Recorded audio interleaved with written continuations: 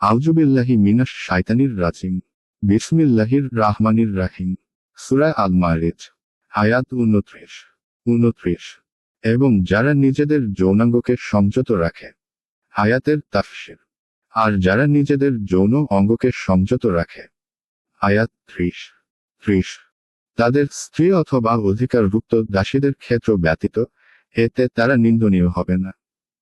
আয়াতের তাফসীর। তাদের স্ত্রী অথবা অধিকারভুক্ত দাসীদের ক্ষেত্র ব্যতীত এতে তারা নিন্দনীয় হবে না। এক অর্থাৎ মানুষের যৌন ক্ষুধা নিবৃত্তির জন্য দুটি বৈধ মাধ্যম রেখেছেন। একটি হলো স্ত্রী, আর দ্বিতীয়টি হলো অধিকারভুক্ত যুদ্ধবন্দিনী অথবা কৃত দাসী। বর্তমানে এই অধিকারভুক্ত দাসীর ব্যাপারটা ইসলামের নির্দেশিত কৌশল অনুসারে প্রায় শেষই হয়ে গেছে। তবে আইনগতভাবে এই প্রথাকে একেবারে এই জন্য উচ্ছেদ করা হয়নি যে ভবিষ্যতে যদি এই ধরনের অবস্থার সৃষ্টি হয় তাহলে অধিকারভুক্ত দাসীর দ্বারা উপকৃত হওয়া যেতে পারে।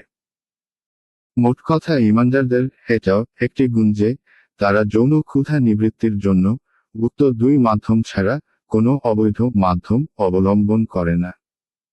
আয়াত 31। তবে কেহ এদেরকে ছাড়া অন্যকে কামনা করলে তারা হবে সীমালঙ্ঘনকারী। আয়াতের তাফসীর। তবে কেউ ছাড়া অন্যকে কামনা করলে তারা হবে সীমালঙ্ঘনকারী।